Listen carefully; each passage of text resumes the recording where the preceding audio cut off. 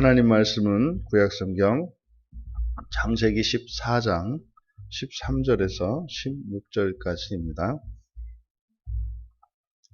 우리 같이 한 목소리로 함께 읽겠습니다. 도망한 자가 와서 히브리 사람 아브람에게 알리니 그 때에 아브람이 아모리 족속 마므레의 상수리 숲을 근처에 거주하였더라. 마므레는 에스골의 형제요 또 아넬의 형제라. 이들은 아브람과 동맹한 사람들이더라. 아브람이 그의 조카가 사로잡혔음을 듣고 집에서 길리고 훈련된 자 318명을 거느리고 단까지 쫓아가서 그와 그의 가신들이 나뉘어 밤에 그들을 쳐부수고 다메섹 왼편 호바까지 쫓아가 모든 빼앗겼던 재물과 자기의 조카 롯과 그의 재물과 또 부녀와 친척을 다 찾아왔더라. 아멘. 네, 포로된 롯과 구출하는 이방인이라는 제목으로 설교하려고 합니다. 우리가 살펴보았던 것처럼 롯은 아브라함의 조카고 당시까지만 하더라도 아브라함에게는 자식이 없었고 또 아브라함의 아내 사레는 임신할 수 없는 그런 여인이었기 때문에 롯은 이제 그 가문의 대를 잇는 상속자였습니다. 하지만 그 롯과 아브라함 사이에 많은 재산으로 인해서 갈등이 생겼고 롯이 이제 아브라함을 떠나 소돔성에 거하게 됐습니다. 하지만 그의 눈에 보기 좋았던 소돔성과 또 그가 가졌던 모든 그 많은 재산들이 한거품에 다 사라져 버렸죠. 그것은 롯이 이제 소돔성에 거주하다가 소돔성을 정복하고 이제 거기에 전리품으로 롯과 롯의 가족들과 모든 재산이 이제는 그 소돔성을 공격했던 그돌라오멜의 전리품이 되어서 포로로 잡혀갔습니다. 그가 가지고 있었던 모든 재산과 명예, 심지어는 그의 자신의 생명은 물론이요, 가족들의 생명까지 전부 포로가 된 그런 상태였습니다. 근데 그 사실을 이제 도망한 자가 와서 이제 아브라함에게 알렸다.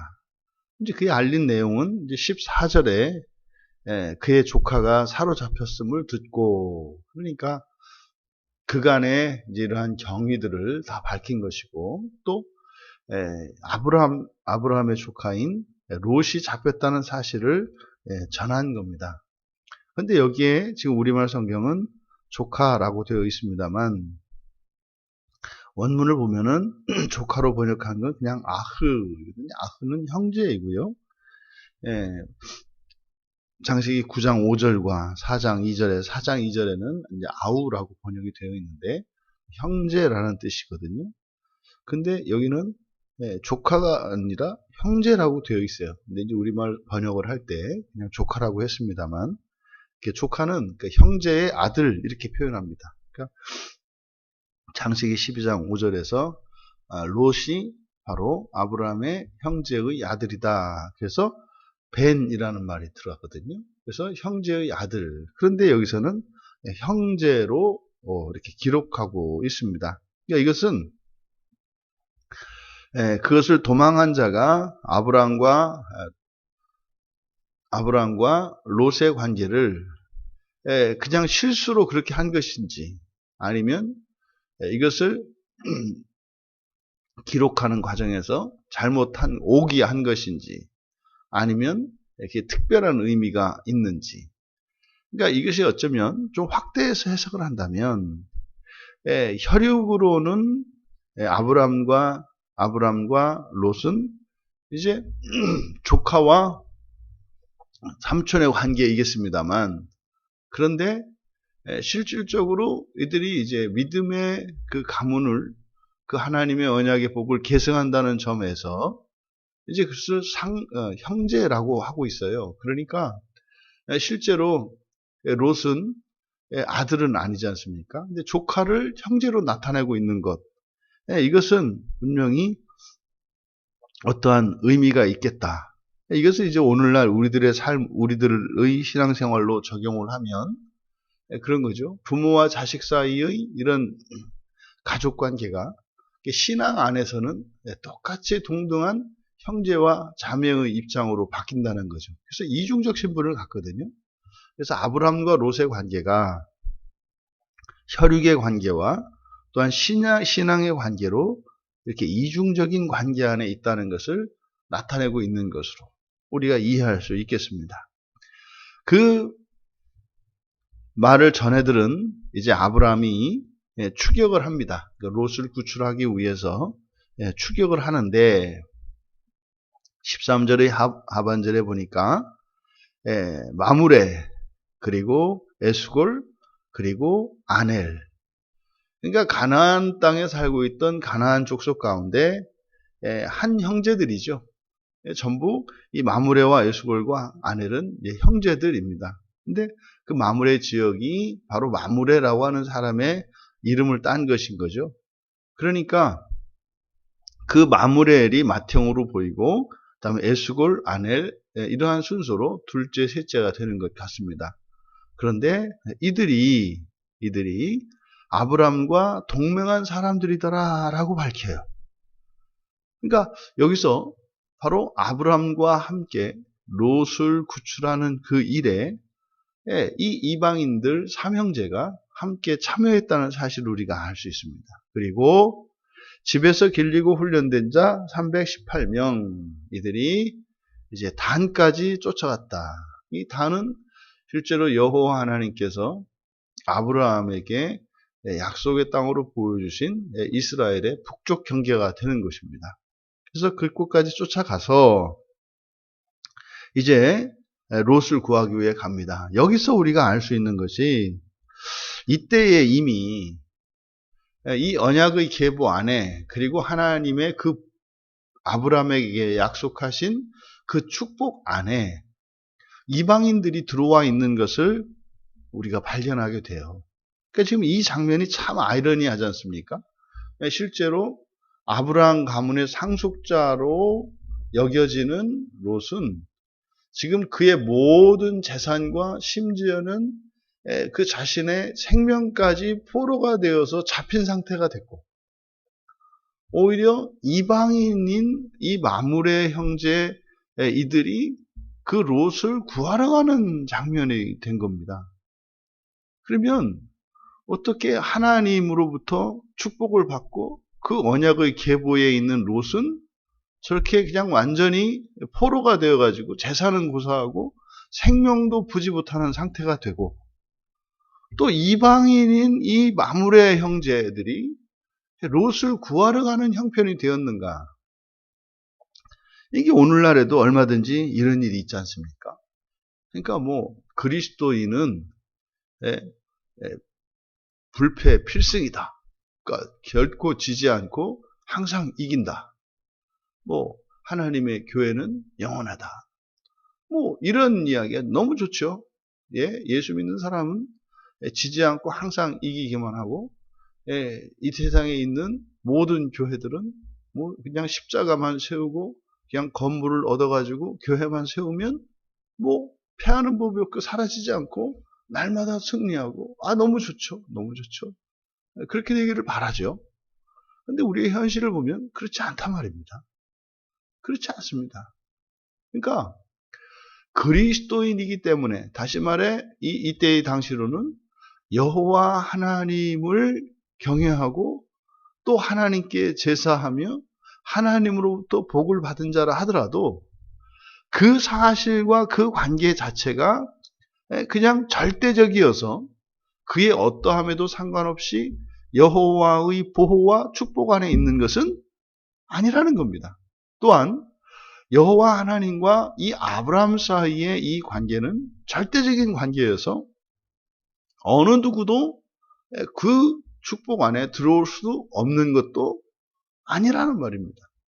그러니까 아브라함과 여호와의 관계는 매우 특별한 관계로서 하나님의 보호와 축복이 약속이 되어 있습니다만, 그 하나님으로부터 떠날 수도 있고, 또 그 하나님의 특별한 그 관계 속으로 이방인이라 할지라도 들어올 수 있다고 하는 사실을 이미 아브라함 때에 밝히고 있습니다.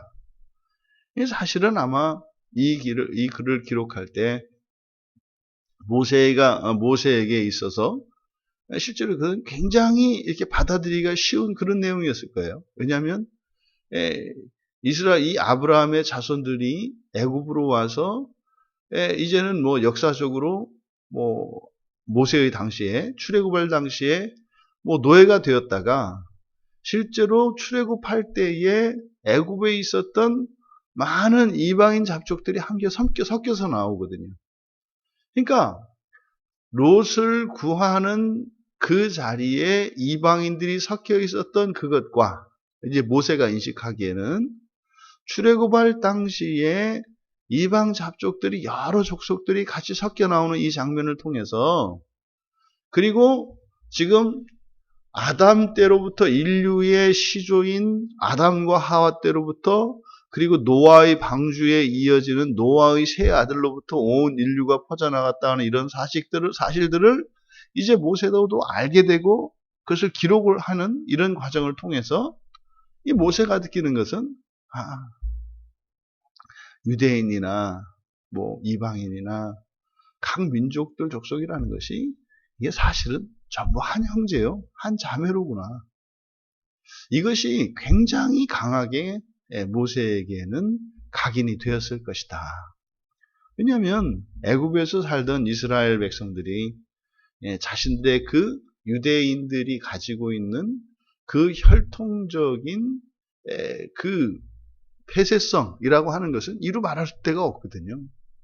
그런데 지금 모세는 이 성경을 기록하면서 인류의 역사뿐만 아니라 그들의 조상이었던 아브라함의 그 계보를 따라서 일어나는 이러한 역사적 사실들을 알게 되면서 이미 이 사실이 그러니까 유대인과 이방인으로 나누는 그래서 철저하게 혈통주의에 따르는 이방인들이 가지고 있는 민족에 대한 이 선민의식 이것이 성경적이고 이것이 하나님의 뜻과는 다른 것이다라는 것을 생생하게 느꼈을 것이다.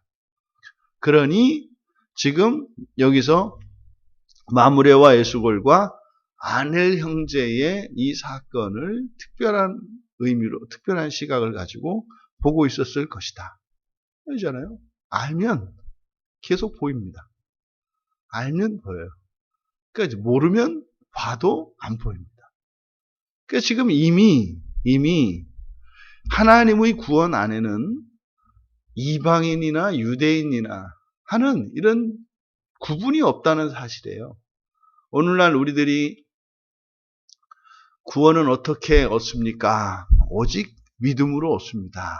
이렇게 이야기했을 때 믿음을 교회에 출석하는 사람들의 전유물이라고 착각하는 경우들이 있어요. 그러니까 내가 교회를 다니면 믿음을 가지고 있는 사람이고 교회를 나가지 않으면 믿음이 없는 사람이고 그렇지 않거든요. 생판 예수를 믿지도 않는 것 같고 하나님을 믿지도 않는 사람들하고 이제 어쩌다가 이야기를 나누고 속 깊은 얘기를 하면 옛날에 다녔었거든요. 옛날에 깊은 은혜의 체험도 있었고 지금은 냉담 기간을 거치면서 그러고 있거든요. 그러면 여러분 현재 그 사람이 교회를 다니고 있느냐 안 다니고 있느냐 이것이 큰 의미인 것은 틀림이 없습니다. 형식적인 관계 안에서 그가 하나님의 언약적 보호 아래에 있는 것은 틀림없어요. 교회에 출석하는 건 많아요. 그런데 교회에 출석하지 않는다고 하는 그것이 그 사람이 하나님의 언약 밖에 있다라고 이야기할 수는 없다는 거예요. 장담할 수는 없다는 거예요. 그러니까 지금 바로 이 마므레와 에스골과 아넬의 사건을 통해서 민족적인 경계도 없고 그 어떠한 특별한 이렇게 자격 조건이 아니라 정말 그 믿음으로 그 안에 들어오면 된다는 사실 이것을 우리에게 확인시켜 줍니다. 아브라함이 훈련한 사람들은 318명이었습니다만 바로 이 삼형제가 몇 명의 사람들을 데리고 왔는지는 몰라요. 그러니까 318명만은 아닌 거죠. 그러니까 이런 다른 이들과 이 동맹한 이들이 함께 참여했다는 것을 알 수 있습니다. 그들이 이제 공격을 할 때 이런 걸 보면 이제 군사학이나 이런 걸 하는 사람들은 뭐 이런 걸 보고 이제 막 무릎을 치고 그러는 거예요. 야, 어떻게 이런 전술을 펼쳤을까? 네? 아, 이게 뭐 손자도 그냥 이걸 보면은 깜짝 놀래고 가겠다. 뭐 이런 거죠. 지금 여기에서 그들이 단까지 쫓아가서 공격을 하는데 때는 야음을 타서 이제 밤을 타서 이게 게릴라전의 기원인 거예요. 지금이야 일반적인 전술이 됐습니다만 밤에 공격한다는 건 이게 일반적이지 않습니다. 밤은 어두워서 공격하는 게 아니에요. 낮에 공격하는 거지. 싸움을 하더라도 화나 낮에 해야죠. 그런데 밤에 그들을 쳐부수고, 그러니까 야음을 타면서 밤에 공격한다? 이거는 이때 당시로는요, 기발한 아이디어인 거예요. 이게 놀라운 전술인 거예요. 그러니까 이런 것들이 지금 수천 년 지나서 뭐 상식화되어 있고, 그때 하면 유리하다, 뭐 이런 생각을 하겠습니다만, 그런 거예요. 적은 숫자로 많은 이들을 공격을 하는데, 보이지도 않는 깜깜한 밤에 공격한다.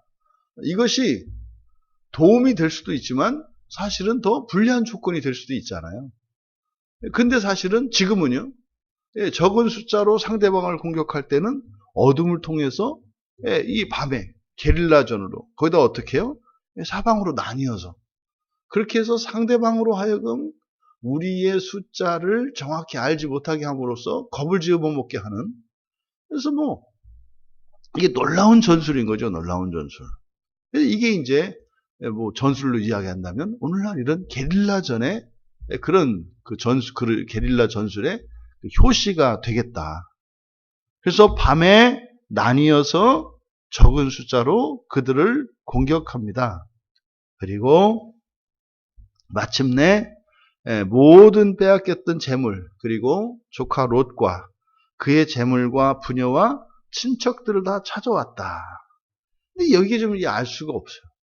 이게 지금 여기서 롯의 재물과 부녀와 친척을 다 찾아왔다.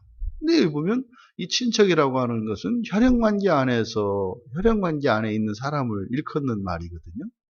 근데 뭐 뒤에 이제 19장에 가서 소돔성의 심판을 받을 때, 그러면 롯에게는 그 세 딸과 롯의 두 딸과 그 아내 세 사람과 롯 이렇게 네 명만 나오거든요.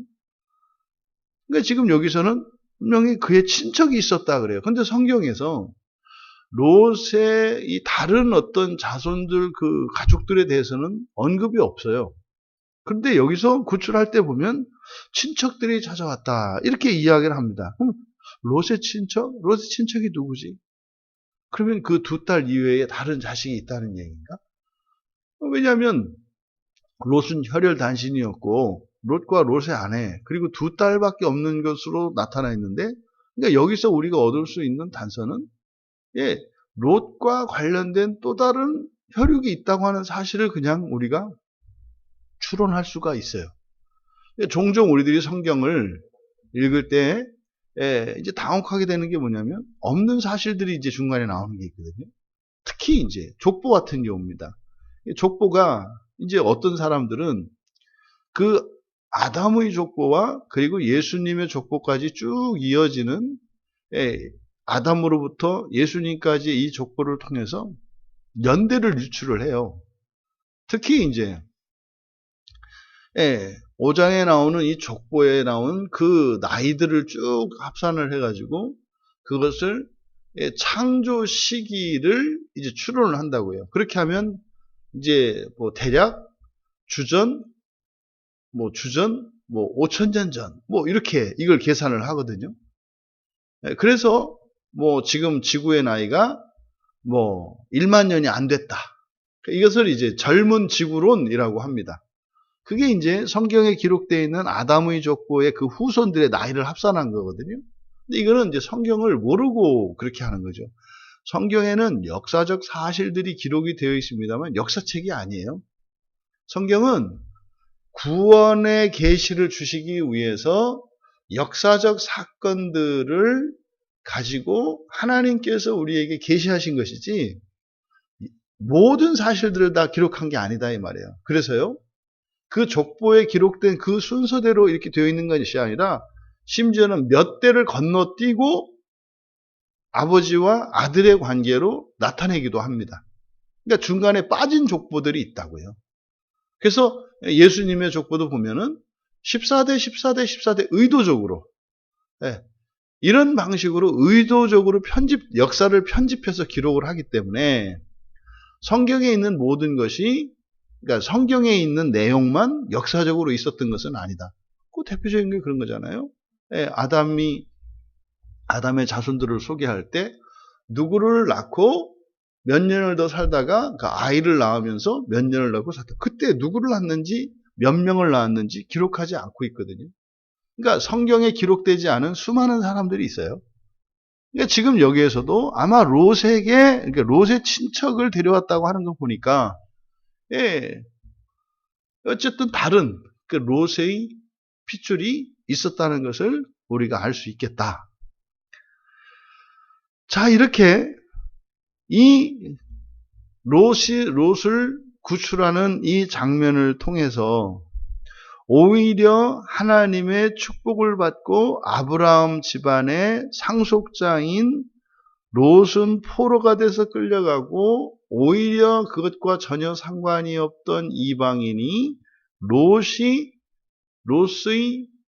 구출하고 이 아브라함의 축복에 들어와 있는 이 사건, 이것을 통해서 우리들이 또 이제 뒤로 이스라엘의 그 불순종과 타락과 멸망, 그리고 그것을 통해서 이방인들이 그 구원에 접붙여지는 똑같은 역사적 사건들이 계속되고 있는 것을 알아요. 그러면은 오늘날 이것을 우리 시대로 가지고 오게 되면은요, 교회는 꼭 타락하는 거예요.